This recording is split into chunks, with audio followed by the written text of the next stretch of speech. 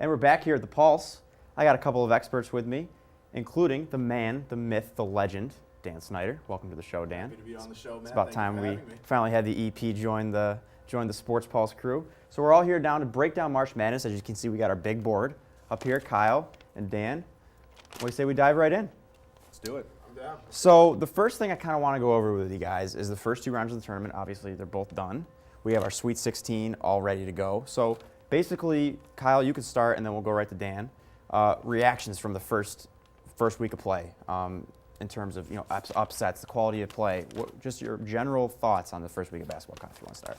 As you said, a lot of upsets. I think that's good for college basketball. I like that about the tournament, especially it's a wide range of teams making the tournament and can compete with some of the bigger schools. Right.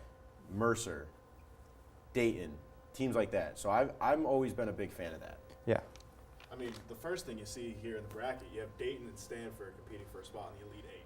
Yeah. You don't get that in an NCAA tournament, having a 10 versus an 11 seed to compete for a spot of that magnitude. It doesn't happen.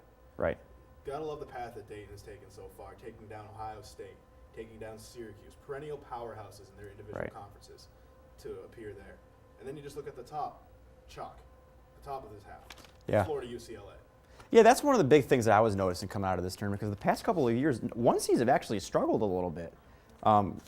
In high season in general, we had Duke getting taken down by Lehigh 2 years ago. They were at 2. Right. So we got 3 1 seeds all still in here. We got my pick, Florida. We got Virginia still, Kentucky, a lot of high seeds. You still got Louisville, Michigan State. So it's definitely a mix this year, which I think is very interesting. Now let's kind of take a look at quality of play. Some people have been saying that some of the exciting basketball, but maybe not great fundamentally sound basketball in some of the games. Your thoughts on that, guys? Anyone, either one, start. I think one thing I've noticed is the officials are starting to have a little too much to do with the outcome in this game. North Carolina especially game. Going to the monitors. You see, like after the last 2 minutes of the half, you go to the monitor to determine dead ball situations, out of bounds, fouls, who the foul is on, various things. And the officials, I think, are getting involved too much. Right. I think for me, it's with kids leaving early, you don't have a lot of senior or junior latent teams that have quote-unquote experience.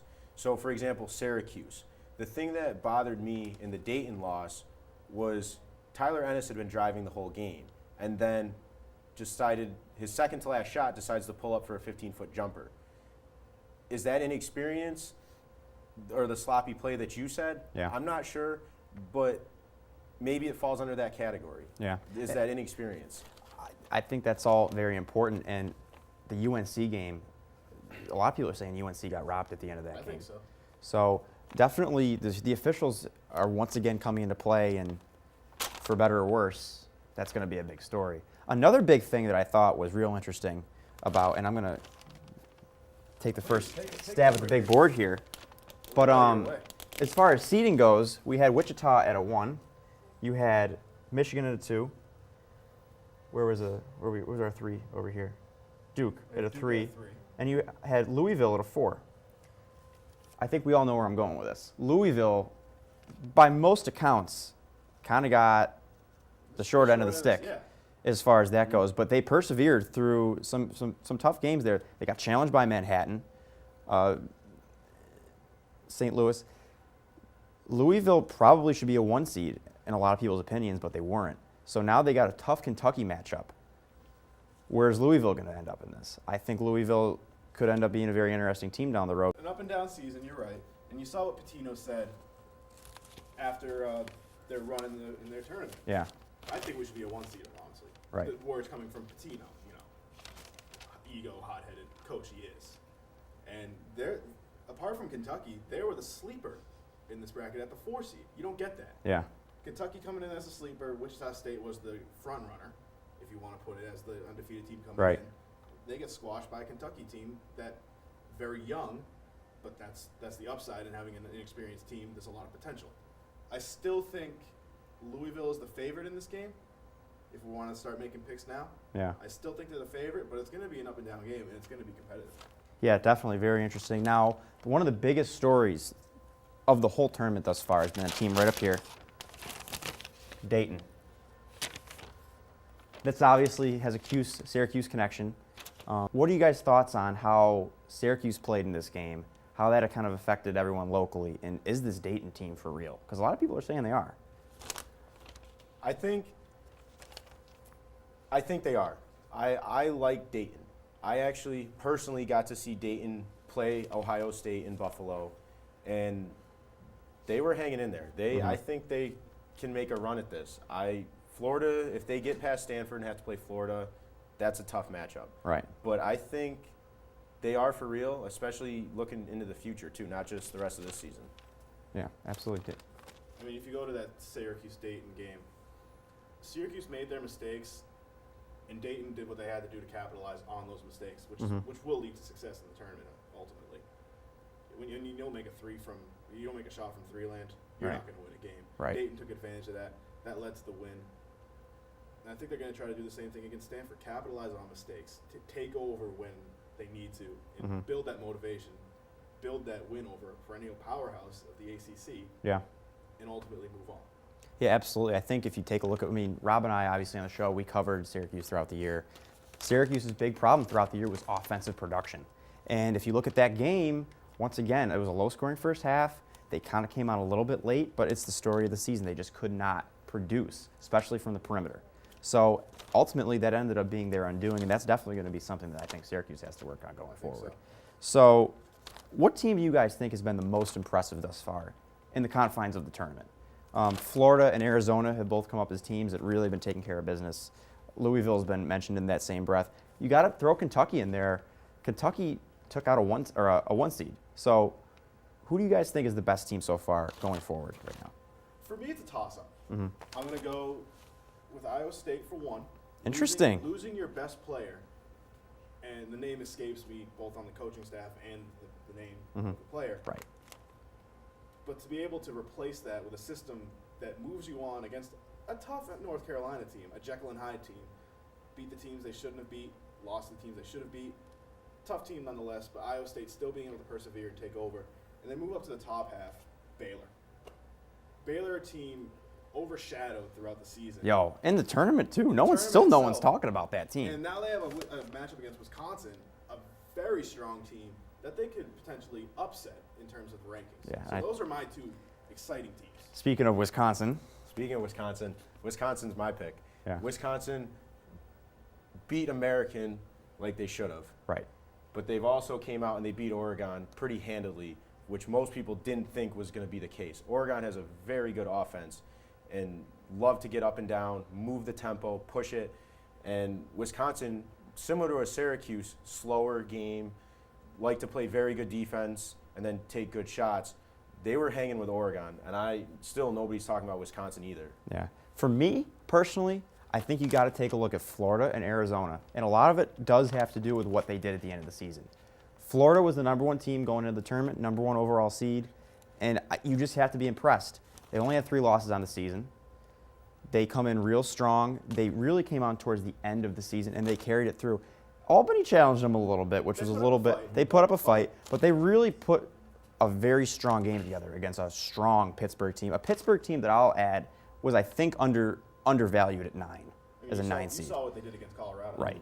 Blew them out of the water. Completely blew them out. So I think if you put Florida and Arizona as the 2 top teams right now, I actually would give the edge to Florida, and I would give the edge to the teams that you guys get. A lot of it has to do with what they did towards the end of the season, what we've seen, their strength of schedule up to this point.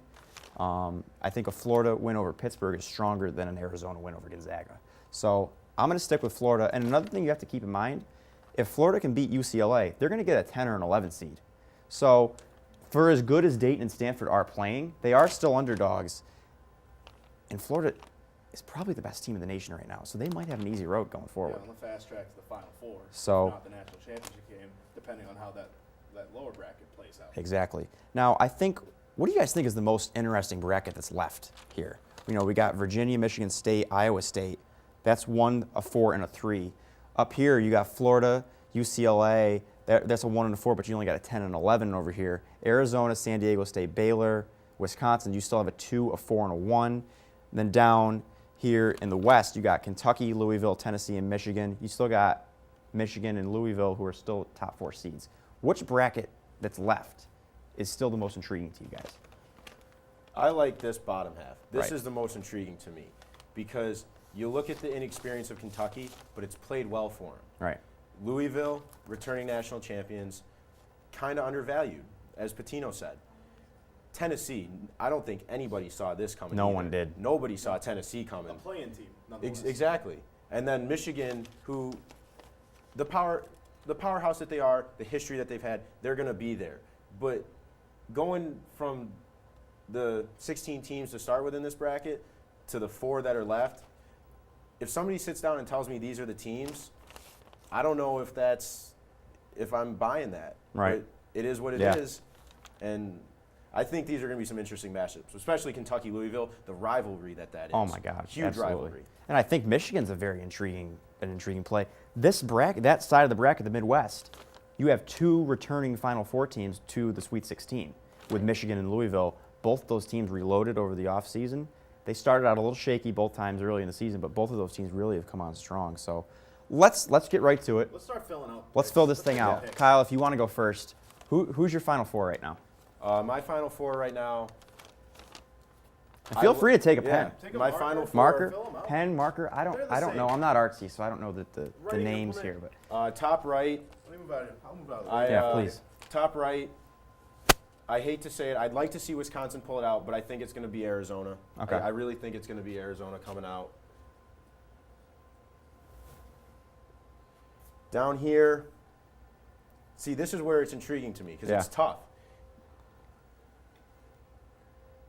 I think it'll come down to Michigan, Louisville, but I think Michigan will end up pulling it out. Okay. I like Michigan down here.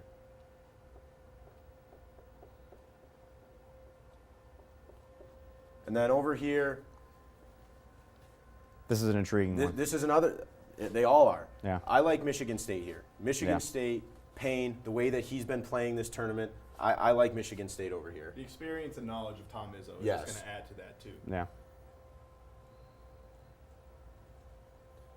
And then finally up here, as Matt said, you got to take Florida. Right. It The number one overall the number seed one in the overall tournament. seed, I that think it's fast great. track to Yeah. the Final Four, if not the national championship. They've done nothing to not put themselves in that conversation. Daniel, my friend. I like what you're doing here. I like the Florida. I love the Michigan State pick. That's my left side of the bracket. I'm going to mix things up a little bit over here with the Midwest bracket. The Michigan team, I like Michigan.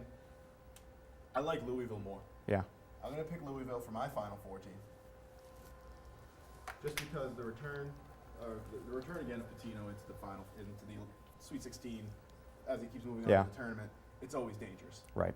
And that combination with the returning players and his knowledge of the game, take over Kentucky like they did this season. Mm-hmm. Tennessee, Michigan, gonna be a fun game to watch. I like Right. watching Michigan play. Tennessee, the underdog here, always tough to pick against an underdog. So I got Michigan, Louisville in that final game, Mm-hmm. with Louisville eventually moving on. Up here, I like Arizona, pro-style offense, Mhm. very conventional with the ball, can make plays.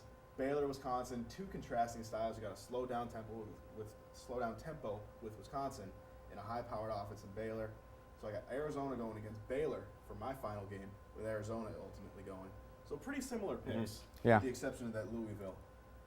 So What about yourself, Matt? for me, I'm going to start up here, and I'm going to also go Florida. I just think that there's so much firepower. You got Scotty Wilbekin. That's such a strong team. They've been strong the whole season. There's no reason, in my opinion, not to pick against them at this point. I just don't see a team on this side of the bracket that has the firepower, I think, to keep up with them. Dayton, I think, is going to be interesting. I think Dayton pulls that game out, and they're going to be that Cinderella story going into the Elite Eight, but I think it's going to get cut short. Coming over to this side of the bracket, I love Kyle's pick of Michigan State. I'm going to go Michigan State, too. You put Tom Izzo this late in the season, he's going to pull games out for that team. They still got a lot of great players, even from last season. I think Michigan State comes back and takes that side of the bracket. Up here, to me, this is a very intriguing one. I'm going to go Arizona. But I think San Diego State's going to give them a really good fight. San Diego State's been a very strong team all season long. Again, that's an undervalued team because of their Mountain West connection. But I think Arizona still takes it. And then down here, I'm with Kyle. I got to go, or Dan, I'm sorry. I got to go Louisville. I got Louisville taking on Florida in the final. I have Florida winning. But I think Louisville still has so many great stars from last year's team. You still got Russ Smith. And Pitino, as much as Syracuse people like to hate on Pitino, he's still a great coach, and I think he's still going to take that team to the promised land. So those are our picks, ladies and gentlemen. We hope you enjoyed today's episode, and we hope you come back next week. Please tune in because we don't want to get canceled. So for Dan and Kyle, this is Matt Stolnick signing off. So good night, everyone.